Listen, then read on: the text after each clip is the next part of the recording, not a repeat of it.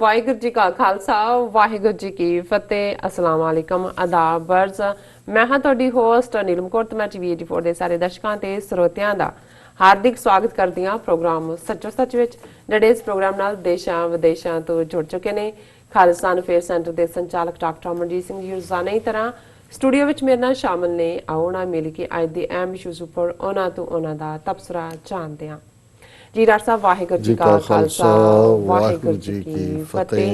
जी doctor साहब जी आनू programme सचो सच विच बहुत शुक्रिया जी। डॉक्टर साहब अज 31 जनवरी 2020 19 माघ नानकशाही संमत 551 ਦਾ ਦਿਨ ਹੈ ਤੇ ਡਾਕਟਰ ਸਾਹਿਬ ਪ੍ਰੋਗਰਾਮ ਸ਼ੁਰੂ ਕਰਨ ਤੋਂ ਪਹਿਲਾਂ ਅਸੀਂ ਆਪਣੇ ਦਰਸ਼ਕਾਂ ਤੇ ਸਰੋਤਿਆਂ ਨੂੰ ਹਮੇਸ਼ਾ ਤਰ੍ਹਾਂ ਦਾ ਅਸੀਂ ਵਿਊਅਰਸ ਜੇ ਤੁਸੀਂ ਹੱਕ ਸੱਚ ਇਨਸਾਫ ਤੇ ਪੈਰਾ ਦਿੰਦਾ ਇੱਕੋ ਇੱਕ ਚੈਨਲ TV84 ਨੂੰ ਦੇਖਣਾ ਚਾਹੁੰਦੇ ਹੋ ਤਾਂ ਤੁਸੀਂ ਦੇਖ ਸਕਦੇ ਹੋ spectrum cable, RCN cable, Bell Fibe cable in Canada, roku, Jadu Box, Shava, Facebook, TV84 ਦੀ ਐਪ ਰਾਹੀਂ online streaming and IP box ਤੇ ਤੁਸੀਂ TV84 ਨੂੰ ਦੇਖ ਸਕਦੇ ਹੋ। ਵਿਊਅਰਸ ਜੇ ਤੁਸੀਂ TV84 ਨਾਲ ਜਾਂ ਪ੍ਰੋਗਰਾਮ ਸੱਚੋ ਸੱਚ ਨਾਲ Facebook ਰਾਹੀਂ ਜੁੜੇ ਹੋ ਤਾਂ ਇਸ ਨੂੰ ਵੱਧ ਤੋਂ ਵੱਧ ਲਾਈਕ ਕਰੋ ਤੇ ਸ਼ੇਅਰ ਕਰੋ ਅਤੇ ਨਾਲ ਹੀ YouTube ਤੇ ਸਬਸਕ੍ਰਾਈਬ ਵੀ ਕਰੋ। ਇਹ ਵੀ ਦੱਸ ਦਈਏ ਕਿ ਤੁਸੀਂ TV84 ਦੀ ਐਪ ਨੂੰ ਐਂਡਰੋਇਡ ਐਂਡ ਐਪ ਸਟੋਰ ਤੇ ਡਾਊਨਲੋਡ ਕਰਕੇ ਜੋ TV84 ਦੀ ਲਾਈਵ ਸਟ੍ਰੀਮ ਹੈ ਉਸ ਨੂੰ ਤੁਸੀਂ 24 ਆਵਰਸ ਦੇਖ ਸਕਦੇ ਹੋ। ਵਿਊਅਰਸ ਹੁਣ ਅਸੀਂ ਆਪਣੇ ਪ੍ਰੋਗਰਾਮ ਦੀ ਸ਼ੁਰੂਆਤ ਕਰਨ ਜਾ ਰਹੇ ਹਾਂ। ਇਸ ਵੀਕ ਦਾ ਅਸੀਂ ਐਂਡ ਵਾਲਾ ਪ੍ਰੋਗਰਾਮ ਕਰਨ ਜਾ ਰਹੇ ਹਾਂ। ਅੱਜ ਫਰਾਈਡੇ ਦਾ ਦਿਨ ਹੈ ਸੋ ਅਸੀਂ ਸਭ ਨੂੰ ਹੈਪੀ ਵੀਕਐਂਡ ਕਹਿੰਦੇ ਹਾਂ ਔਰ ਵਾਹਿਗੁਰੂ ਅੱਗੇ ਅਰਦਾਸ ਕਰਦੇ ਹਾਂ ਕਿ ਤੁਹਾਡਾ ਜੋ ਵੀਕਐਂਡ ਹੈ ਬਹੁਤ ਹੀ ਵਧੀਆ ਗੁਜ਼ਰੇ।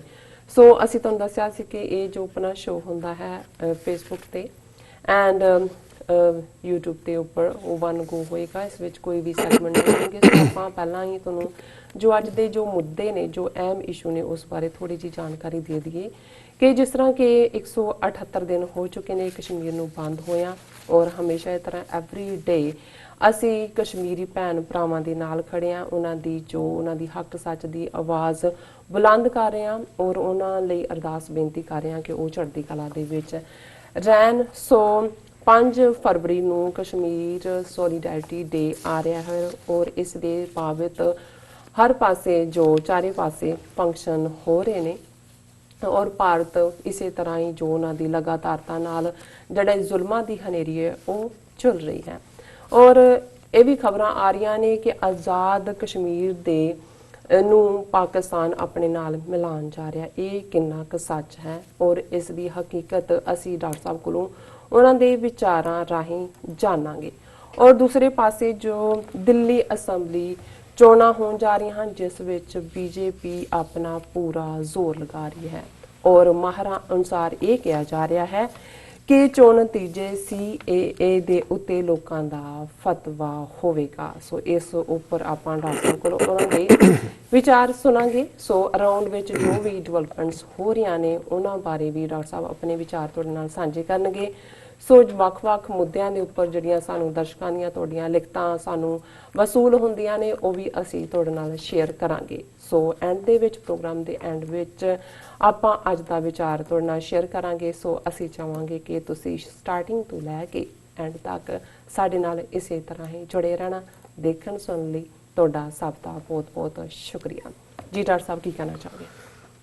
ਦੇਖੋ ਅਸੀਂ ਪਿਛਲੇ 178 ਦਿਨਾਂ ਤੋਂ ਹੀ ਲਗਾਤਾਰਤਾ ਨਾਲ ਕਸ਼ਮੀਰ ਦੇ ਉੱਤੇ ਇੱਕ ਸੈਗਮੈਂਟ ਕਰਦੇ ਹਾਂ ਜੀ ਔਰ ਸਾਡੇ ਕੁਝ ਦੋਵੇਂ ਪਾਸਿਆਂ 'ਚ ਜਿਹੜੇ ਸਾਡੇ ਹਮਦਰਦ ਨੇ ਵਿਦਨ ਸਿੱਖ ਕਮਿਊਨਿਟੀ ਵੀ ਜਿਹੜੇ ਇਨਸਾਈਡਰ ਨੇ ਔਰ ਪਾਕਿਸਤਾਨੀ ਕਮਿਊਨਿਟੀ 'ਚ ਵੀ ਉਹਨਾਂ 'ਚੋਂ ਕੁਛ ਨੇ ਮੈਨੂੰ ਸ਼ੁਰੂ ਦੇ ਦਿਨਾਂ 'ਚ ਇਹ ਕਹਿਣ ਦੀ ਕੋਸ਼ਿਸ਼ ਕੀਤੀ ਕਿ ਇਹ ਇੱਕ ਜੋ ਚੱਲ ਰਿਹਾ ਹੈ ਇੱਕ ਡੀਲ ਦਾ ਹਿੱਸਾ ਹੈ ਔਰ ਇਸ ਚੋਂ ਕਿਸੇ ਦਾ ਵੀ ਕੁਛ ਵੀ ਬਣਨਾ ਬਣਾਉਣਾ ਨਹੀਂ ਹੈ ਔਰ ਜੋ ਕੁਛ ਵੀ ਹੋਇਆ ਹੈ ਨਾ ਸਿਰਫ ਇੰਡੀਆ ਨੇ ਅਮਰੀਕਾ ਨੂੰ ਕੌਨਫੀਡੈਂਸ 'ਚ ਲਿਆ ਜਾਂ ਅਮਰੀਕਾ ਦਾ ਏਜੰਡਾ ਜੋ ਉੱਥੇ ਚਾਈਨਾ ਦਾ ਇਕਨੋਮਿਕਲ ਕੋਰੀਡੋਰ ਹੈ ਉਸ ਦੇ ਹਵਾਲੇ ਨਾਲ ਅਮਰੀਕਾ ਦੀ ਉੱਥੇ ਪੂਰੀ ਅਟੈਂਸ਼ਨ ਹੈ ਔਰ ਕੋਰਾਕਰਮ ਰੋਡ ਔਰ ਜਿਹੜਾ ਸਾਰਾ ਹੀ ਇਕਨੋਮਿਕਲ ਕੋਰੀਡੋਰ ਦਾ ਹਿੱਸਾ ਉਸ ਖਿੱਤੇ 'ਚੋਂ ਗੁਜ਼ਰ ਰਿਹਾ ਜਿਹੜਾ 1963 ਦੇ ਵਿੱਚ ਪਾਕਿਸਤਾਨ ਨੇ ਇੱਕ ਡੀਲ ਦੇ ਥੱਲੇ ਅਕਸਾਈ ਚਿੰਦ ਦਾ ਔਰ ਉਸ ਕੋਰਾਕਰਮ ਜਿਹੜੀ ਵੈਲੀ ਬਣਦੀ ਹੈ ਕਿਉਂਕਿ 38,000 ਕਿਲੋਮੀਟਰ ਅਕਸਾਈ ਚਿੰਦ ਦਾ ਹਿੱਸਾ ਹੈ ਜਿਹੜਾ ਚੀਨ ਨੇ ਕੁਛ 1962 ਦੇ ਵਿੱਚ ਜਿੱਤਿਆ ਭਾਰਤ ਤੋਂ ਔਰ 5000 ਕਿਲੋਮੀਟਰ ਦੇ ਕਰੀਬ ਉਹ ਥਾਂ ਹੈ ਜਿਹੜੀ ਪਾਕਿਸਤਾਨ ਨੇ ਗਿਫਟ ਕੀਤੀ, ਜਿਸ ਨੇ ਦੋਨਾਂ ਮੁਲਕਾਂ ਦਾ ਬਾਰਡਰ ਵੀ ਆਪਸ ਦੇ ਵਿੱਚ ਲੱਗਿਆ ਔਰ ਹੁਣ ਇਕਨੋਮਿਕਲ ਕੋਰੀਡੋਰ ਦਾ ਜਿਹੜਾ ਸਾਰੀ ਇਨਵੈਸਟਮੈਂਟ ਹੈ ਉਸ ਹਿੱਸੇ ਦੇ ਨਾਲ ਹੀ ਉੱਥੋਂ ਹੀ ਸ਼ੁਰੂ ਹੁੰਦੀ ਹੈ। ਸੋ ਇਹ ਕਹਿਣ ਦੀ ਵੀ ਕੋਸ਼ਿਸ਼ ਕੀਤੀ ਗਈ ਕਿ ਵੀ ਈਵਨ ਚਾਈਨਾ ਵੀ ਇਸ ਦੇ ਉੱਤੇ ਕੋਈ ਕਨਫਲਿਕਟ ਨਹੀਂ ਚਾਹੁੰਦਾ, ਭਾਵੇਂ ਉਹ ਸਿਕਿਉਰਿਟੀ ਕੌਂਸਲ ਦੇ ਵਿੱਚ ਵੀ 2 ਵਾਰ ਇਸ ਨੂੰ ਲਿਜਾਣ ਦੀ ਉਹਨੇ ਕੋਸ਼ਿਸ਼ ਕੀਤੀ ਕਲੋਜ਼ ਡੋਰ, ਔਰ ਅਮਰੀਕਾ ਇੰਡੀਆ ਦੀ ਇਸ ਦੇ ਵਿੱਚ ਸਾਂਝ। ਔਰ ਕੁਝ ਹਲਕਿਆਂ ਵੱਲੋਂ ਇੱਥੋਂ ਤੱਕ ਵੀ ਕਿਹਾ ਗਿਆ ਕਿ ਈਵਨ ਪਾਕਿਸਤਾਨ ਦੇ ਜਿਹੜੇ ਵੀ ਉੱਥੇ ਮੈਟਰ ਕਰਦੇ ਨੇ ਉਹਨਾਂ ਦੇ ਕੰਨਾਂ 'ਚ ਵੀ ਇਹ ਗੱਲ ਅਮਰੀਕਾ ਨੇ ਪਾ ਦਿੱਤੀ ਹੋਈ ਸੀ ਕਿ ਇਸ 'ਚੋਂ ਹੁਣ ਕੁਝ ਕੱਢਣ ਕਢਾਉਣ ਵਾਲਾ ਨਹੀਂ ਹੈ। ਔਰ ਜਿਹੜਾ ਈਵਨ IMF ਜਾਂ ਫਾਈਨੈਂਸ਼ੀਅਲ ਟਾਸਕ ਫੋਰਸ ਦਾ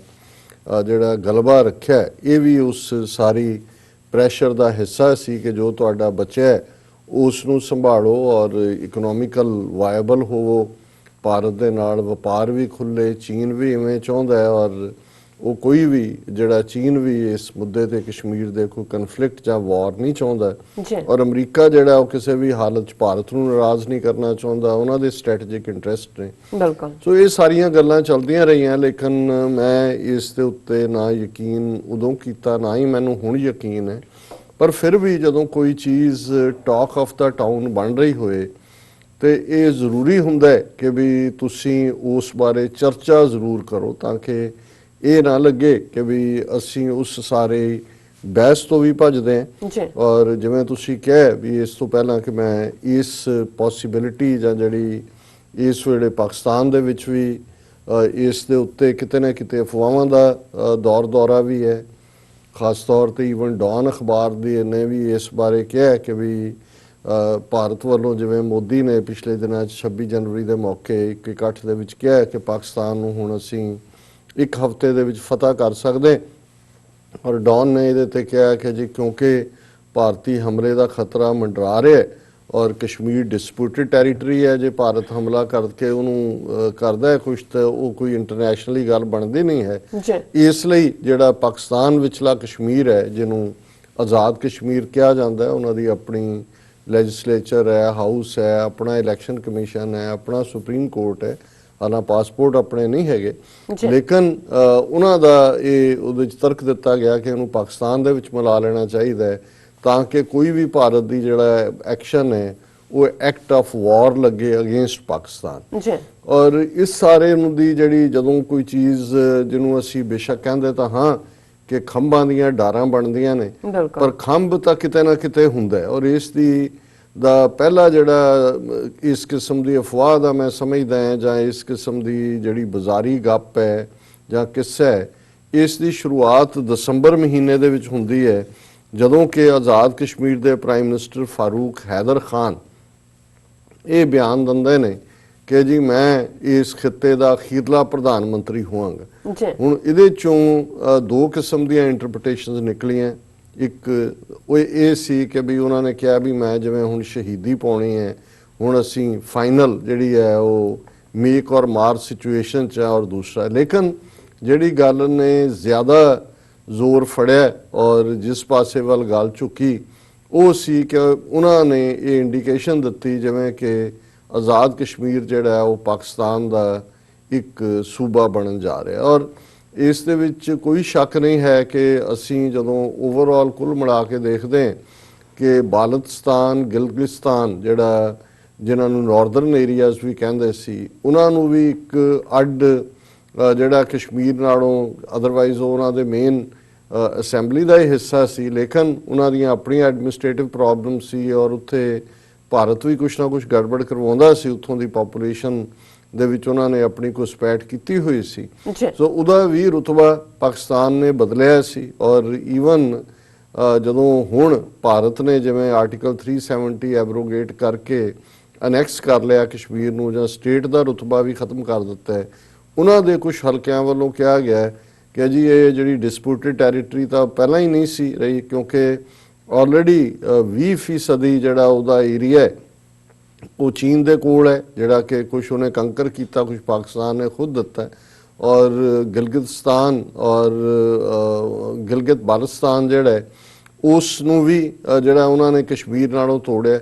ਸੋ ਜ਼ਾਹਿਰ ਹੈ ਕਿ ਵੀ ਇਸ ਵੇਲੇ ਜਿਹੜੀ ਮੌਜੂਦਾ ਸਿਚੁਏਸ਼ਨ ਹੈ, ਜੇ ਅਸੀਂ ਕਸ਼ਮੀਰ ਦੀ ਕੁੱਲ ਟੈਰੀਟਰੀ ਦੀ ਗੱਲ ਕਰੀਏ ਔਰ ਜਿਹੜੇ ਸਾਡੇ ਨਵੇਂ ਵੀ ਦਰਸ਼ਕ ਜੁੜਦੇ ਨੇ ਉਹਨਾਂ ਦੀ ਜਾਣਕਾਰੀ ਲਈ ਵੀ ਅਸੀਂ ਇਹ ਦੱਸਣਾ ਚਾਹੁੰਦੇ ਹਾਂ ਵੀ ਆਲਰੇਡੀ ਜਿਹੜਾ ਕੁੱਲ ਮਿਲਾ ਕੇ 47 ਦੇ ਵਿੱਚ ਐਗਜ਼ਿਸਟਿੰਗ ਕਸ਼ਮੀਰ ਸੀ, ਉਹਦਾ 45% ਜਿਹੜਾ ਰਕਬਾ ਹੈ, ਏਰੀਆ, ਉਹ ਭਾਰਤ ਦੇ ਕਬਜ਼ੇ 'ਚ ਹੈ, ਜਿਹਨੂੰ ਇੰਡੀਅਨ ਆਕੂਪਾਈਡ ਕਸ਼ਮੀਰ ਕਿਹਾ ਜਾਂਦਾ ਹੈ।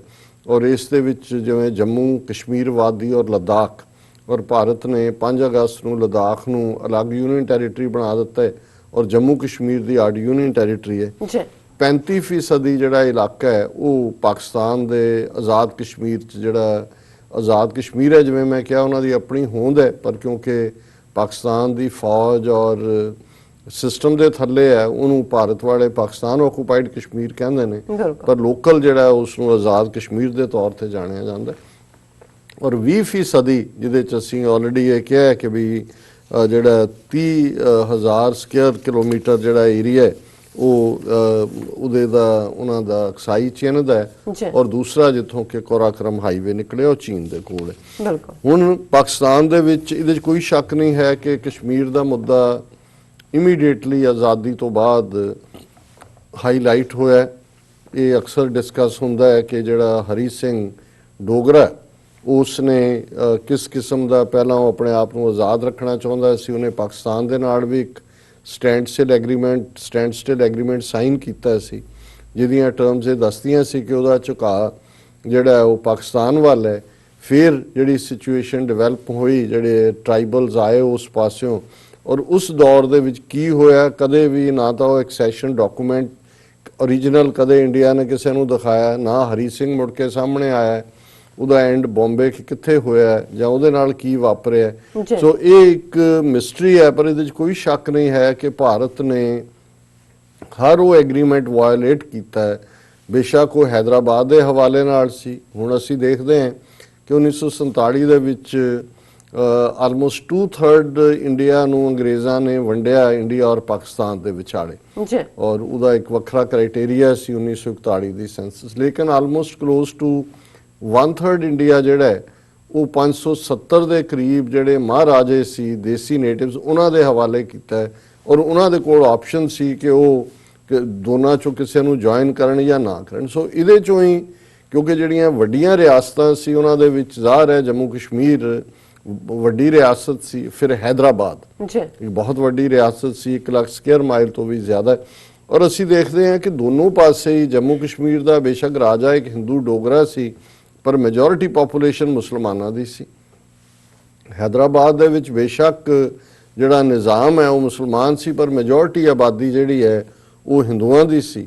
ਔਰ ਇਸੇ ਤਰ੍ਹਾਂ ਈਵਨ ਜੂਨਾਗੜ੍ਹ ਵੀ ਬੇਸ਼ੱਕ ਬਹੁਤ ਛੋਟੀ ਜਿਹੀ ਰਿਆਸਤ ਸੀ, ਔਰ ਜ਼ੁਲਫਕਾਰ ਅਲੀ ਭੁੱਟੋ ਦਾ ਪਿਤਾ ਜਿਹੜਾ ਉਹ ਉੱਥੋਂ ਦਾ ਪ੍ਰਾਈਮ ਮਿਨਿਸਟਰ ਸੀ। ਜੂਨਾਗੜ੍ਹ ਨੇ ਆਪਣੀ ਐਕਸੈਸ਼ਨ ਜਿਹੜੀ ਹੈ ਉਹ ਪਾਕਿਸਤਾਨ ਨੂੰ ਦਿੱਤੀ, ਪਰ ਪਟੇਲ ਐਂਡ ਕੰਪਨੀ ਭਾਰਤ ਦੀ ਫੌਜ ਨੇ ਜਿਹੜਾ ਉਹ ਡਰਾਮਾ ਜਿਹਾ ਕਰਕੇ ਉੱਥੇ ਕਿ ਜੀ ਅਸੀਂ ਰੈਫਰੈਂਡਮ ਕਰਵਾ ਲਿਆ ਤੇ ਜੂਨਾਗੜ੍ਹ ਦੇ ਲੋਕ ਭਾਰਤ ਨਾਲ ਰਹਿਣਾ ਚਾਹੁੰਦੇ ਨੇ, ਉਹਦੇ ਤੇ ਕਬਜ਼ਾ ਕਰ ਲਿਆ। ਹੈਦਰਾਬਾਦ ਵਾਲੇ ਨੇ 1 ਸਾਲ ਰੈਜ਼ਿਸਟ ਕੀਤਾ, ਕਿਉਂਕਿ ਉਹ ਵੀ ਕਲੀਅਰ ਨਹੀਂ ਸੀ ਜੰਮੂ ਕਸ਼ਮੀਰ ਦੇ ਰਾਜੇ ਵਾਂਗ। ਉਹ ਹਾਲਾਂ ਉਹਦੀ ਆਪਣੀ ਚਾਹਨਾ ਸੀ ਕਿ ਹੈਦਰਾਬਾਦ ਆਜ਼ਾਦ ਦੇਸ਼ ਰਹੇ, ਉਹ ਯੂਰਪ 'ਚ ਵੀ ਘੁੰਮਦਾ ਰਿਹਾ ਕਿ ਐਜ਼ ਏ ਨੇਸ਼ਨ ਉਹਨੂੰ ਮਿਲ ਜਾਏ ਪਰਮਿਸ਼ਨ। ਔਰ ਦੂਸਰੀ, ਹਾਲਾਂਕਿ ਇੱਕ ਸਟੇਜ ਤੇ ਇਹ ਵੀ ਆਉਂਦਾ ਹੈ ਕਿ ਪਟੇਲ ਕਿਤੇ ਨਾ ਕਿਤੇ ਇਸ ਕਿਸਮ ਦੀ ਡੀਲ ਦੇ ਇਨੀਸ਼ੀਅਲੀ ਹੱਕ 'ਚ ਸੀ ਕਿ ਜੰਮੂ ਕਸ਼ਮੀਰ ਪਾਕਿਸਤਾਨ ਨੂੰ ਦੇ ਦਿੱਤਾ ਜਾਏ ਜੇ ਹੈਦਰਾਬਾਦ ਜਿਹੜਾ ਭਾਰਤ ਦਾ ਹਿੱਸਾ ਬਣੇ, ਕਿਉਂਕਿ ਉਹਦਾ ਕਹਿਣਾ ਸੀ ਕਿ ਪੱਥਰ ਤੇ ਪਹਾੜ ਨੇ, ਇੱਥੋਂ ਅਸੀਂ ਕੀ ਕੱਢਣਾ। ਔਰ ਹੈਦਰਾਬਾਦ ਬਹੁਤ ਹੀ ਪ੍ਰੋਸਪਰਸ ਰਿਆਸਤ ਸੀ, ਸਾਰੀਆਂ ਗੋਲਡ ਮਾਈਨਸ ਤੋਂ ਲੈ ਕੇ ਬਹੁਤ ਕੁਝ ਉੱਥੇ ਸੀ। ਅੱਜ ਤੱਕ ਵੀ ਉਹਦੇ ਖਜ਼ਾਨੇ ਨੂੰ ਲੈ ਕੇ ਜਿਹੜਾ ਉਹ ਕੋਰਟਸ ਦੇ ਵਿੱਚ, ਇੰਟਰਨੈਸ਼ਨਲ ਕੋਰਟਸ ਦੇ ਵਿੱਚ ਝਗੜੇ ਚੱਲਦੇ ਨੇ। ਸੋ ਲੇਕਿਨ ਇਹ ਫਿਰ ਅਚਾਨਕ ਸਾਰਾ ਕੁਝ ਬਦਲਿਆ। ਨਾ ਹੈਦਰਾਬਾਦ ਵਾਲੇ ਨਵਾਬ ਨੂੰ ਪਤਾ ਸੀ ਉਹਨੇ ਕੀ ਕਰਨਾ। ਜਿਸ ਦਿਨ ਕਾਇਦੇ ਆਜ਼ਮ ਸਤੰਬਰ ਸ਼ਾਇਦ 11 ਨੂੰ 1948 ਦੇ ਵਿੱਚ ਵਫਾਤ ਪਾਉਂਦੇ ਨੇ, ਉਸ ਤੋਂ ਅਗਲੇ ਦਿਨ ਹੈਦਰਾਬਾਦ ਤੇ ਭਾਰਤੀ ਫੌਜ ਅਟੈਕ ਕਰਦੀ ਹੈ। 30,000 ਦੇ ਕਰੀਬ ਹੈਦਰਾਬਾਦ ਦੇ ਮੁਸਲਮਾਨ ਜਿਨ੍ਹਾਂ ਨੂੰ ਰਜ਼ਾਕਾਰ ਕਹਿ ਕੇ ਮਾਰਿਆ ਗਿਆ। ਉਹਦੇ ਤੇ ਜਿਹੜੀ ਇਨਵੈਸਟੀਗੇਟਿਵ ਰਿਪੋਰਟ ਕਦੇ ਪਬਲਿਕ ਨਹੀਂ ਕੀਤੀ ਗਈ, ਪਰ ਇਵੇਂ ਹੈਦਰਾਬਾਦ ਨੂੰ ਜਿਹੜਾ ਉਹ ਡਾਇਰੈਕਟ ਹਮਲੇ ਦੇ ਨਾਲ ਕੰਕਰ ਕੀਤਾ ਗਿਆ। ਇਹੀ ਪਾਰਟ ਕਸ਼ਮੀਰ ਦੇ ਵਿੱਚ ਵੀ ਕੀਤਾ ਜਾਣਾ ਸੀ, ਪਰ ਜ਼ਾਹਰ ਹੈ ਕਿ ਉਧਰੋਂ ਜਿਹੜਾ ਕਬਾਇਲੀਆਂ ਦਾ ਆਣਾ ਔਰ ਫਿਰ ਪਾਕਿਸਤਾਨ ਦਾ ਡਟ ਜਾਣਾ, ਔਰ ਉਸ ਕਰਕੇ ਜਿਹੜਾ ਇੱਕ ਜਦੋਂ 35% ਅਸੀਂ ਏਰੀਆ ਉਹਨਾਂ ਦੇ ਕੰਟਰੋਲ 'ਚ ਕਹਿੰਦੇ ਤੇ ਇਹਦੀ ਹਕੀਕਤ ਹੈ। ਸੋ ਜ਼ਾਹਰ ਹੈ ਕਿ ਇਹ ਡਾਇਰੈਕਟ ਕਨਫਰੰਟੇਸ਼ਨ ਨੂੰ ਅਵੋਇਡ ਕਰਨ ਦੇ ਲਈ ਜਿਹੜਾ ਉਹ ਇੰਟਰਨੈਸ਼ਨਲ ਪ੍ਰੈਸ਼ਰ ਵੀ ਸੀ। ਅਲਟੀਮੇਟਲੀ ਨਹਿਰੂ ਕੇਸ ਨੂੰ UN ਸਿਕਿਉਰਿਟੀ ਕਾਉਂਸਲ 'ਚ ਲੈ ਕੇ ਗਿਆ, ਜਿੱਥੇ ਕਿ ਜਿਹੜਾ ਪਲੇਬਿਸਾਈਡ ਜਾਂ ਰਾਏਸ਼ੁਮਾਰੀ ਕਰਵਾਉਣ ਦੇ ਲਈ ਫੈਸਲਾ ਹੋਇਆ। 11-12 ਮਤੇ ਨੇ। ਇਹ ਕਹਾਣੀ ਅਸੀਂ ਕਈ ਵਾਰ ਦੁਹਰਾਈ ਜਾਂਦੀ ਹੈ। ਔਰ ਇਸ ਸਭ ਦੇ ਬਾਵਜੂਦ ਕਿ ਇਹ ਇੱਕ ਰਿਸਪੌਂਸਿਬਿਲਟੀ ਸੀ UN ਦੀ, ਇਹਦੇ ਮੁੱਦੇ ਤੇ ਹੀ ਜੰਗਾਂ ਹੋਈਆਂ। ਔਰ ਮੈਂ ਸਮਝਦਾ ਵੀ ਜਿਹੜਾ ਇੱਕ ਗੋਲਡਨ ਓਪਰਚੁਨਿਟੀ ਪਾਕਿਸਤਾਨ ਨੇ ਗਵਾਈ ਉਹ 1962 ਸੀ, ਜਦੋਂ ਕਿ ਚੀਨ ਨੇ ਭਾਰਤ ਨੂੰ ਸਬਕ ਸਿਖਾਉਣਾ ਸ਼ੁਰੂ ਕੀਤਾ ਹੋਇਆ ਸੀ। ਇਹਨਾਂ ਨੇ ਅਕਸਾਈ ਚਿੰਜ ਤਾਂ 30,000 ਕਿਲੋਮੀਟਰ ਸਰੈਂਡਰ ਕੀਤਾ ਹੀ ਕੀਤਾ। ਜਦੋਂ ਅਸੀਂ ਦੂਸਰੇ ਪਾਸੇ ਵੀ ਦੇਖਦੇ ਕਿ ਇਹ ਸਭ ਕੁਝ ਛੱਡ ਕੇ ਦੌੜ ਰਹੇ ਸੀ, ਕੋਈ ਚਾਈਨਾ ਨੇ ਯੂਨੀਲੈਟਰਲ ਸੀਜ਼ਫਾਇਰ ਕੀਤਾ ਔਰ ਨਤੀਜੇ ਦੇ ਤੌਰ ਤੇ ਈਵਨ ਅਰੁਣਾਚਲ ਪ੍ਰਦੇਸ਼ ਦਾ ਵੀ ਉਹਨਾਂ ਦੀ ਕੈਪੀਟਲ ਤੱਕ ਵੀ ਉਹ ਪਹੁੰਚ ਗਏ ਸੀ। ਸੋ ਇਹ ਉਹ ਮੌਕਾ ਸੀ ਔਰ ਐਸਾ ਕਿਹਾ ਜਾਂਦਾ ਹੈ। ਹੁਣ ਬਾਕੀ ਤਾਂ ਡਾਕੂਮੈਂਟ ਕਿੱਥੇ ਪਏ ਹੁੰਦੇ ਨੇ। ਚੀਨ ਨੇ ਉਸ ਵੇਲੇ ਅਯੂਬ ਖਾਨ ਨੂੰ ਕਿਹਾ ਸੀ ਕਿ ਭਾਈ ਤੁਸੀਂ ਲੈ ਲਓ ਕਸ਼ਮੀਰ, ਔਰ ਉਹ ਇੱਕ ਮੌਕਾ ਸੀ। ਪਰ ਕਿਉਂਕਿ ਅਯੂਬ ਖਾਨ ਵੀ ਦੋਨੋਂ ਪਾਸੇ ਹੀ, ਇੱਧਰ ਅਮਰੀਕਾ ਦਾ ਵੀ ਉਹ ਪ੍ਰੈਸ਼ਰ ਲੈ ਰਿਹਾ ਸੀ ਔਰ ਅਮਰੀਕਾ ਨੇ ਉਹਨੂੰ ਮਨਾ ਕੀਤਾ। ਸੋ ਉਸ ਤੋਂ ਬਾਅਦ ਅਸੀਂ 65 ਦੇਖਦੇ ਹਾਂ, 71 ਦੇਖਦੇ ਹਾਂ, ਫਿਰ ਕਾਰਗਿਲ ਦੇਖਦੇ ਹਾਂ। ਸੋ ਇਸ ਸਾਰੇ ਦੇ ਬਾਵਜੂਦ ਔਰ ਫਿਰ ਪੀਸ ਮੇਸ਼ਰਸ ਉਹਦੇ ਥੱਲੇ ਮੁਸ਼ਰਫ ਦੇ ਦੌਰ ਦੇ ਵਿੱਚ ਵੀ ਗੱਲਬਾਤ ਔਰ ਉਹ ਇੱਕ ਵੱਖਰੀ ਕਹਾਣੀ। ਲੇਕਿਨ ਪਾਕਿਸਤਾਨ ਵਿਚਲਾ ਜਿਹੜਾ ਏਰੀਆ ਆਜ਼ਾਦ ਕਸ਼ਮੀਰ ਬਣਿਆ ਉਹਨਾਂ ਦੇ ਵਿੱਚ ਖੁਸ਼ਹਾਲੀ ਹੈ, ਇਸ ਕੋਈ ਸ਼ੱਕ ਨਹੀਂ ਹੈ, ਕਿਉਂਕਿ ਉਸੇ ਇਲਾਕੇ ਦੇ ਵਿੱਚ ਹੀ ਮੰਗਲਾ ਡੈਮ ਬਣਿਆ ਜੇਹਲਮ ਦੇ ਉੱਤੇ। ਔਰ ਬਹੁਤ ਸਾਰੇ ਜਿਹੜੇ ਉਸ ਇਲਾਕੇ ਦੇ ਖਾਸ ਤੌਰ ਤੇ ਮੀਰਪੁਰ ਏਰੀਆ ਦੇ ਲੋਕ ਇੰਗਲੈਂਡ 'ਚ ਆਏ, ਅਮਰੀਕਾ 'ਚ ਵੀ ਨੇ। ਔਰ ਉੱਥੇ ਅੱਜ ਵੀ ਜਦੋਂ ਤੁਸੀਂ ਉਸ ਸਾਰੇ ਏਰੀਆ ਨੂੰ ਦੇਖੋ ਉਹ ਕਾਫੀ ਬਹੁਤ ਵੱਡੀਆਂ ਕੋਠੀਆਂ ਔਰ ਖੁਸ਼ਹਾਲੀ ਹੈ। ਔਰ ਕੋਈ ਵੀ ਮੈਨੂੰ ਜਿੰਨਾ ਕੁ ਵੀ ਮੈਂ ਮੋਨੀਟਰ ਕੀਤਾ, ਕਦੇ ਆਜ਼ਾਦ ਕਸ਼ਮੀਰ ਦੇ ਵਿੱਚ ਇਹ ਮੂਵਮੈਂਟ ਉੱਥੇ ਕਦੇ ਚੱਲਦੀ ਨਹੀਂ ਦੇਖੀ ਕਿ ਵੀ ਅਸੀਂ ਜਿਹੜਾ ਉਹ ਭਾਰਤ ਨਾਲ ਲੜਨਾ ਚਾਹੁੰਦੇ ਆ, ਜਾਂ ਹਾਂ ਥੋੜਾ ਬਹੁਤ JKLF ਜਾਂ ਦੂਸਰੀਆਂ ਤੀਸਰੀਆਂ ਉਹ ਆਜ਼ਾਦ ਹੋਣ ਦੀ ਗੱਲ ਦੋਨਾਂ ਨਾਲੋਂ, ਪਰ ਉਹਨਾਂ ਨੂੰ ਕਦੇ ਬਰਾਡਰ ਨਹੀਂ ਮਿਲਿਆ, ਕਿਉਂਕਿ ਆਜ਼ਾਦ ਕਸ਼ਮੀਰ ਦੇ ਵਿੱਚ ਕਦੇ ਵੀ ਪਾਕਿਸਤਾਨ ਦੇ ਖਿਲਾਫ ਕੋਈ ਇਸ ਲੈਵਲ ਦੀ ਜਿਹੜੀ ਹੈ ਉਹ ਕੋਈ ਨਹੀਂ ਹੈ ਜਿਹਨੂੰ ਤੁਸੀਂ ਡਿਸੈਂਸ਼ਨ ਕਹੋ ਜਾਂ ਕੋਈ ਇਸ ਕਿਸਮ ਦੀ ਰਿਜ਼ੈਂਟਮੈਂਟ। ਥੋੜੇ ਬਹੁਤ ਇਸ਼ੂ ਹੁੰਦੇ ਨੇ, ਉਹ ਤਾਂ ਆਪਣੇ ਸੂਬਿਆਂ 'ਚ ਵੀ ਹੁੰਦੇ ਨੇ, ਉਹ ਸਿੰਧ ਦਾ ਵੀ ਹੁੰਦਾ ਹੈ, ਬਲੋਚਿਸਤਾਨ ਦਾ ਵੀ ਹੋਏਗਾ। ਸੋ ਉਸ ਲੈਵਲ ਦੇ ਉੱਤੇ ਰਿਹਾ। ਲੇਕਿਨ ਇਹਦੇ ਉਲਟ ਭਾਰਤ ਦੇ ਵਿੱਚ ਜਿਹੜੀ ਇਹ ਖਾਸ ਤੌਰ ਤੇ ਵਾਦੀ ਦੇ ਵਿੱਚ ਜਿਸ ਅੰਦਾਜ਼ ਦੇ ਵਿੱਚ ਪਿਛਲੇ 70-72 ਸਾਲਾਂ ਦੇ ਵਿੱਚ ਮੂਵਮੈਂਟਸ ਚੱਲੀਆਂ, 1 ਲੱਖ ਤੋਂ ਜ਼ਿਆਦਾ ਕਸ਼ਮੀਰੀਆਂ ਦੀ ਸ਼ਹਾਦਤ, ਔਰ ਇਹਦੇ ਬਾਵਜੂਦ ਕਿ ਆਲਮੋਸਟ 6 ਮਹੀਨੇ ਹੋ ਜਾਣੇ ਨੇ ਹੋਰ 5 ਦਿਨ ਨੂੰ, ਲੇਕਿਨ ਕਸ਼ਮੀਰ ਵਾਦੀ ਚੋਂ ਇਹਨਾਂ ਨੇ ਜਿਹੜਾ ਉਸ ਕਿਸਮ ਦਾ ਹੀ ਪੂਰਾ ਜੱਫਾ ਰੱਖਿਆ ਹੋਇਆ ਹੈ, ਕਿਉਂਕਿ ਇਹਨਾਂ ਨੂੰ ਅਜੇ ਵੀ ਖੌਫ ਹੈ ਕਿ ਲੋਕ ਪਤਾ ਨਹੀਂ ਕੀ ਕਰਨਗੇ। ਹਾਲਾਂ ਜਿਵੇਂ ਅਸੀਂ ਕੱਲ ਦੇ ਸੈਗਮੈਂਟ 'ਚ ਗੱਲ ਕੀਤੀ ਸੀ ਕਿ ਕਿਵੇਂ ਹੁਣ ਇਹਨਾਂ ਨੇ ਟਰੇਟਰ ਖਰੀਦਣੇ ਸ਼ੁਰੂ ਕੀਤੇ ਹੋਏ ਨੇ। ਇੱਕ ਜਿਹੜਾ ਸੀਨੀਅਰ PDF ਜਿਹੜਾ PDP ਦਾ ਲੀਡਰ ਹੈ, ਉਹ ਕਹਿ ਰਿਹਾ ਜੀ ਹੁਣ ਤੱਕ ਕੋਈ ਪਲੇਬਿਸਾਈਡ ਦਾ ਕੋਈ ਚਾਂਸ ਨਹੀਂ ਹੈ, ਔਰ ਇਹਨੂੰ ਅਸੀਂ ਇਹ ਦੇਖੀਏ ਕਿ ਵਿਦਨ ਇੰਡੀਆ ਅਸੀਂ ਕੀ ਲੈ ਸਕਦੇ ਹਾਂ, ਔਰ ਜੋ ਸਾਨੂੰ ਕਾਨਸਟੀਟਿਊਸ਼ਨ 'ਚ ਰਾਈਟ ਦਿੱਤੇ ਗਏ ਨੇ ਉਹ ਅਸੀਂ ਲਈਏ।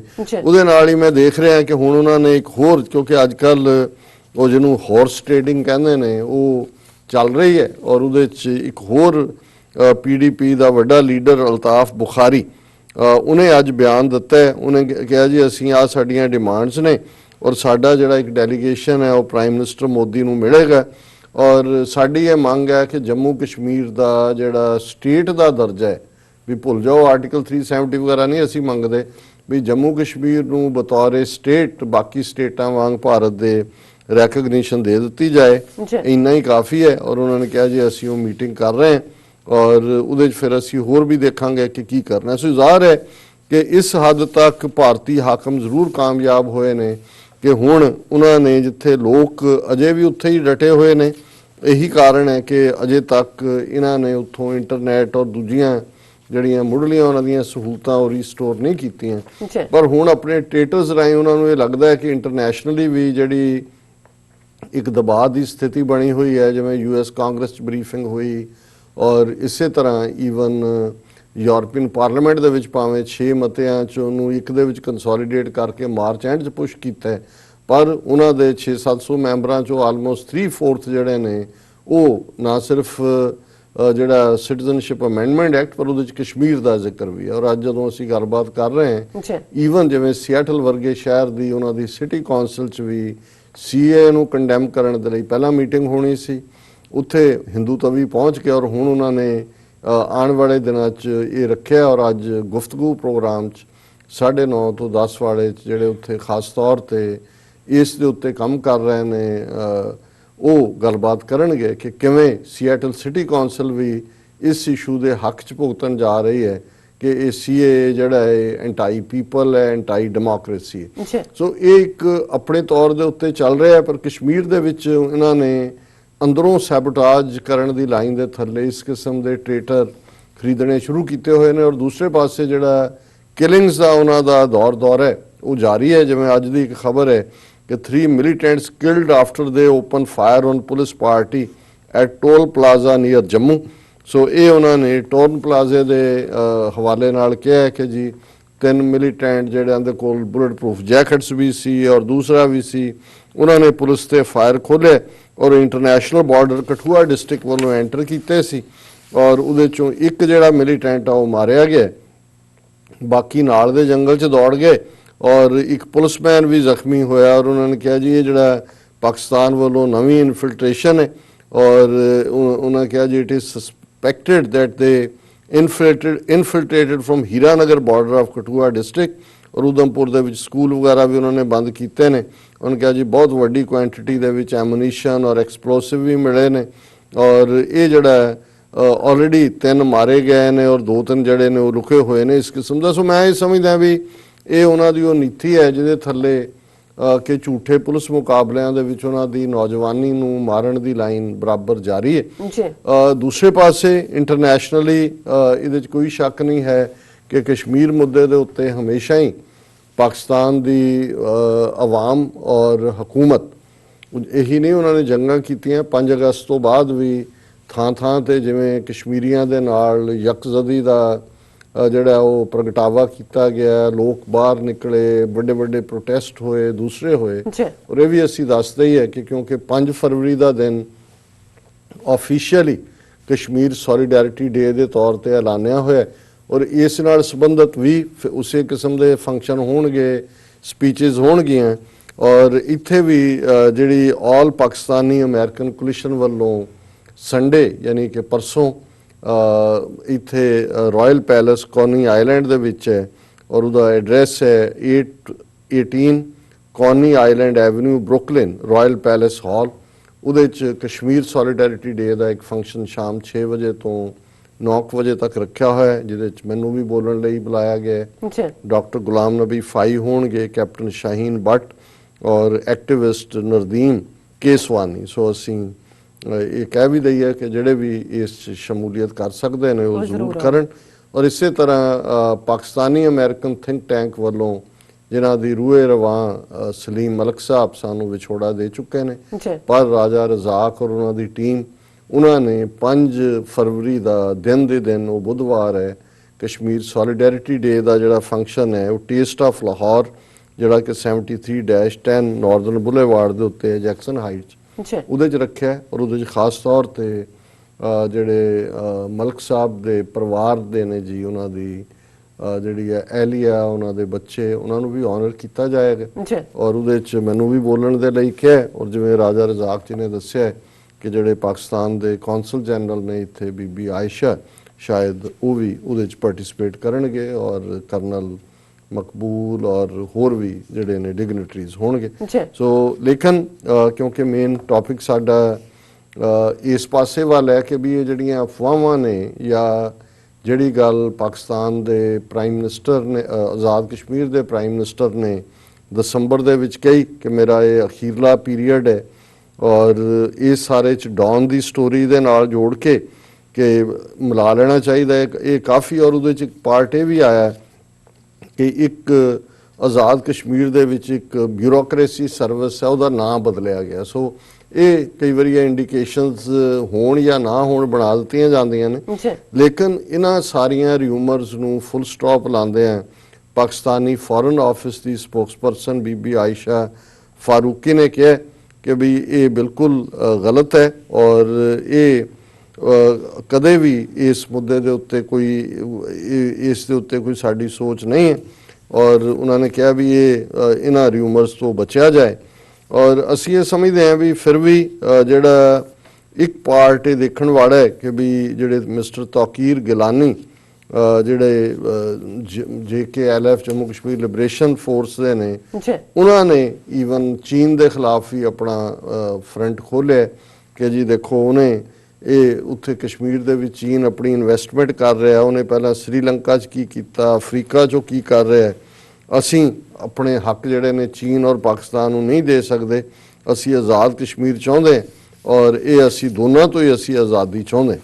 ਸੋ ਮੈਂ ਸਮਝਦਾ ਹਾਂ ਵੀ ਦੋ ਗੱਲਾਂ ਜਿਹੜੀਆਂ ਇਸ ਸਾਰੇ ਦੇ ਵਿੱਚ, ਕਿਉਂਕਿ ਅਸੀਂ ਜਿੱਥੇ ਪਾਕਿਸਤਾਨ ਦੇ ਖੈਰ ਖਵਾਹ ਹੋਣ ਦੇ ਨਾਤੇ ਕਸ਼ਮੀਰੀਆਂ ਦੀ ਇਹ ਸਾਰੀ ਸਟਰਗਲ ਦਾ ਵੀ ਬਿਲਕੁਲ ਇੱਕ ਪਿੱਲਰ ਵਾਂਗ ਅਸੀਂ ਆਪਣੇ ਆਪ ਉਸ ਪੀੜ ਨੂੰ ਮਹਿਸੂਸ ਕਰਦੇ ਹਾਂ। ਮੈਂ ਸਮਝਦਾ ਹਾਂ ਕਿ ਜੇ ਪਾਕਿਸਤਾਨ ਦੇ ਵਿੱਚ ਕੋਈ ਇਸ ਕਿਸਮ ਦੇ ਉਹਨਾਂ ਦੇ ਥਿੰਕਰ ਜਾਂ ਉਹਨਾਂ ਦੇ ਕੋਈ ਹੋਰ ਜਿਹੜੇ ਬਾਹਰਲੇ ਪ੍ਰਭਾਵ ਵੀ ਦਿੰਦੇ ਨੇ ਜਾਂ ਥਿੰਕ ਟੈਂਕ ਜਾਂ ਕੋਈ NGOs ਦੇ ਥੱਲੇ, ਉਹ ਇਹ ਸਮਝਦੇ ਨੇ ਕਿ ਜੇ ਕਸ਼ਮੀਰ ਦੇ ਨੂੰ ਗਲੋਂ ਲਾ ਦਈਏ, ਭਾਰਤ ਨੇ ਤਾਂ ਕਬਜ਼ਾ ਕਰ ਹੀ ਲਿਆ, ਅਸੀਂ ਵੀ ਇਹ ਟੰਟਾ ਮੁਕਾ ਦਈਏ ਤੇ ਅਸੀਂ ਭਾਰਤ ਦੇ ਨਾਲ ਬੜੇ ਆਰਾਮ ਦੇ ਨਾਲ ਫਿਰ ਵਪਾਰ ਵੀ ਕਰ ਸਕਦੇ ਹਾਂ, ਸਾਡੀ ਜਿਹੜਾ ਫਾਈਨੈਂਸ਼ੀਅਲ ਕ੍ਰਾਈਸਿਸ ਵੀ ਓਵਰ ਹੋ ਸਕਦਾ ਹੈ, ਚਾਈਨਾ ਦੇ ਨਾਲ ਵੀ ਸਾਡੇ ਇਕਨੋਮਿਕਲ ਜੋ ਚੱਲ ਰਿਹਾ ਹੋਏਗਾ, ਫਿਰ ਮੈਂ ਸਮਝਦਾ ਹਾਂ ਵੀ ਇਹ ਬਹੁਤ ਵੱਡੇ ਭੁਲੇਖੇ 'ਚ ਨੇ। ਬਿਲਕੁਲ। ਔਰ ਅਕਸਰ ਕੱਲ ਦਾ ਸਾਡਾ ਪੂਰਾ ਸੈਗਮੈਂਟ ਹੀ ਸੀ ਕਿ ਵੀ ਨਥੂਰਾਮ ਗੋਡਸੇ ਦੀਆਂ